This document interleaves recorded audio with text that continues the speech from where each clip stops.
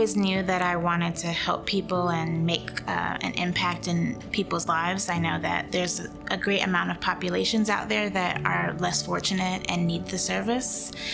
So I've always been that nurturing type, and that is why I chose to get into social work specifically.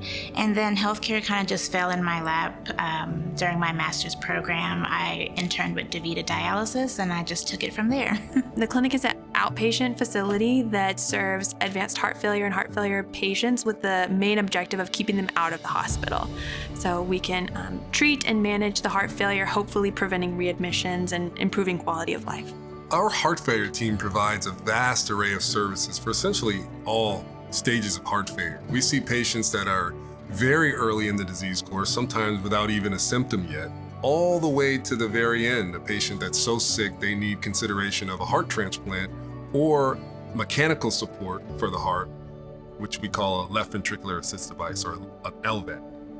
An LVAD means a second chance of life, being able to see their children get married, being able to see their grandchildren be born. It's just an amazing way to extend life and to have a greater appreciation, I would say, is what a lot of patients have for life.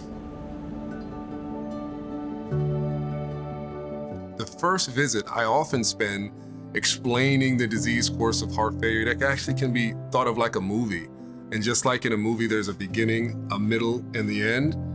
If a patient doesn't die from some other cause, they're gonna get to that end of the disease course, and that heart failure is gonna kill them unless we intervene. Our patients are identified as an advanced therapies candidate once they're on a chemical life support going through their IV, and then once they get to us, it's their options are either a heart transplant or an LVAD or hospice. When we have a patient to evaluate, I am looking at the psychosocial factors that might impact their ability to do well with the therapy. And so one of the main things that they need is a strong support system.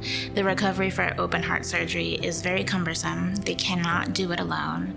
There's a lot of medical considerations that our medical team helps with. Our social worker is more involved in the resources and the caregiver support that's required. So they help us, again, identify those people, bring them in, and then we do all the pre-implant education and make sure that everyone is well equipped to handle what's going to be expected after surgery. When I first meet them, a lot of them are in denial. And I think they're experiencing kind of those stages of grief at that point as well, the first being denial and that fear and that loss. So I take all of those factors into consideration when we are evaluating a patient, and when we meet as a team, I discuss those factors. Rae-Anne's professionalism sticks out. So in a multidisciplinary committee meeting with the implanting surgeon and the medical director, our whole team, she's able to raise her voice and communicate any concerns and identify these gaps so that we can work as a team to collaborate and make sure that we get what we need in order for this patient to get a good outcome. What drives me to advocate is to help people that might not have that voice or that seat at the table when we're talking about them, to really have the clinical team understand this is where they're coming from a mental, emotional standpoint, from a belief standpoint. The social worker is pivotal for helping these patients get back to life and navigate through life in the construct of having an LVAD. And again, it cannot be done without a social worker. I had a patient who did not have any family. She was never married. She had no children. She had two very close friends that she could count on, but she was terrified to ask them for that help. She finally agreed for us to speak to them. We had a meeting, and in that meeting, those two friends brought 5 other friends that this patient has interacted with throughout her life. And through that process, we were able to, 1, create a schedule with all of those friends, and 2, identify a provider for home health that could help supplement the busy lives of her friends, so she didn't feel that she was a burden to them. My favorite part of the year is Christmas, and during that time, we have a season of giving where the clinic rallies around our patient population and identifies a patient and identifies a patient's need. Rae-Anne identified one special patient that was a single dad with a Down syndrome son and asked what he would want for Christmas. What was mind-blowing to me that He said the most selfless thing ever, and I can only imagine how hard it was for him to ask for toilet paper. And it really opened my eyes to realize there's a need deeply to help our community, even with the simplest of things that we take for granted. We had treats for him and his son. We wrapped the gifts and we had them open some of them. And I think the most rewarding experience as a whole for that was seeing the smile on his face and his son's face.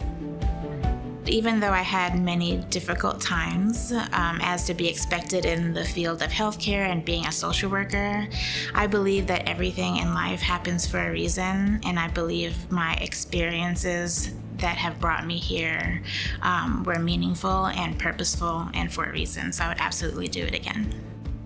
Other programs would turn down some of the patients that we implant, but she gets incredibly creative and is able to pull people out of the woodworks, it seems. She goes above and beyond for every patient. It's impossible to think of a situation that she didn't go above and beyond. It's a 24/7 commitment, really. You can't just turn this thing off at 5 p.m. on Friday because then a patient dies when they shouldn't. Rae-Anne not only does that day in and day out, week in and week out, but she has done it for years. The team is truly amazing, from the nurses in the clinic to those that are more involved directly with the LVAD program, all three of the physicians. We couldn't do it without one another. Congratulations, Rae-Anne. It's so well deserved, this award. Thank you not only for what you've done for our patient population, but also for me as a peer. You've made my life so much easier by helping identify these strong caregiver supports so that after implant, these patients are well cared for. Thank you for helping me rally around them as a team and for everything you've done for me personally as a peer. She has gone beyond and continues to go beyond what any person could ask of an individual, and it has not gone unnoticed. So I again would say thank you.